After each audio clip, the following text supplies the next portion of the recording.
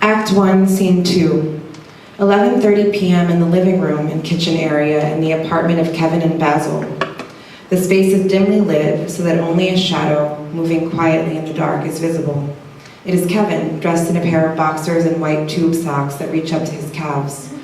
He is holding a water pitcher and a mug, with the 40 acres and a mule emblem on it. Mona quietly enters the stage and stops a few steps to look at Kevin's shadow. She is wearing a long t-shirt that hugs her thighs and ass and ankle socks. You want some of this? Some of what? Oh shit, I thought you were Basil. He's in a deep sleep. Do you want some water? I dip into the beach cobbler too if we weren't playing ball in the early. Gotta get there before the white boys hop the courts thinking they're Larry Bird or Kevin McHale. I thought you went home earlier. Yes, I was going to, but it got late. I got lazy and Basil got hospitable for a change, so I stayed. I'll take that water. Kevin gets a water pitcher out of the refrigerator, finds a She's Gotta Have It memorabilia mug, pours water into it, and gives the mug to Mona, taking the mug very intentionally from Kevin. Thanks. Thank you for tonight. For everything, really. The fundraiser is really going to help the program. I just hope we'll reach our goal. Black institutions matter. But it can't just be in the institutions though. People make up the institutions, so how they live, breathe, think about the world has to matter too. If we're going to change our circumstances, the material conditions of our lives, it will be through our institutions, but ones that really touch our people where we live. The NAACPs, urban leagues, and corps are gasping their last breath. You gotta be Muslim to be in the nation. We need organizations that are relevant to our lives, but we don't need to wear a bow tie or sell a bean pie for it to make a difference in our lives. You're welcome, because we did start off by you thanking me, and we just got caught up in philosophizing for a moment. Make sure you save some of that for your speech tomorrow. It was really good. You had me. The passion was just right. People like some Farrakhan without all the white devil piece. Shit, a lot of people like the white devil piece in there too, but you ain't heard that from me. I'll keep that in mind. Are you sure you can't call Basil to come with you? I thought black women were controlling and dominated black men. One of our white liberal saviors said that's why we're so fucked up. Use that Moynihan power on him.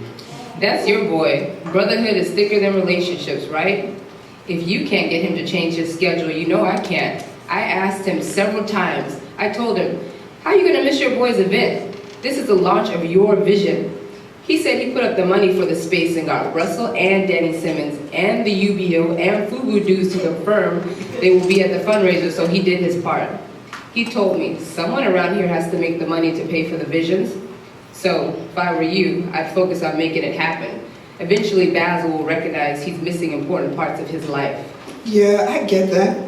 We couldn't be doing all of this if it wasn't for Baz. That's why I want him there. But I get it. Millionaire before he's 33. I know he's fucking someone else. Oh, Mona, Basil is my brother. I'm not. Kevin, I didn't ask you a question. I said, I know he's fucking someone else, that's all. You don't need to confirm or deny. If I had a problem with it, I'd be talking to him about it, not you. I just want you to know I know. I'm glad Basil has you in his life. And I appreciate everything you've done to help me with the fundraiser. To have you help me with all this work for free, you know I feel like I'm taking advantage of you. After this event is over, I want to sit down and talk with you about working together more formally so that you can benefit from this as well, and we can both be clear about what we're doing together. But if you and Basil are having problems, I think you should talk to your man and see if y'all can work it out. I love black men, Kevin. Do you understand? I love black men. But if you think I'm going to waste my time trying to hold on to a man that doesn't want me to, who doesn't know enough about his own value and worth, that he deserves to be loved and all the fullness of what that means to be loved, then you're deluded. I'm here in white America just as he is. I pay the same costs he does. I know what it means to wake up in the morning and have another day to navigate the bullshit facing him. I saw my mother step aside many of men who did not measure up to her expectations of them. I saw her go hungry as a result of each of those choices, bone hungry, from not having her soft places touched by that thing that black men do to you when they make love to you. They can do that even when the love's a lie. That won't beat me.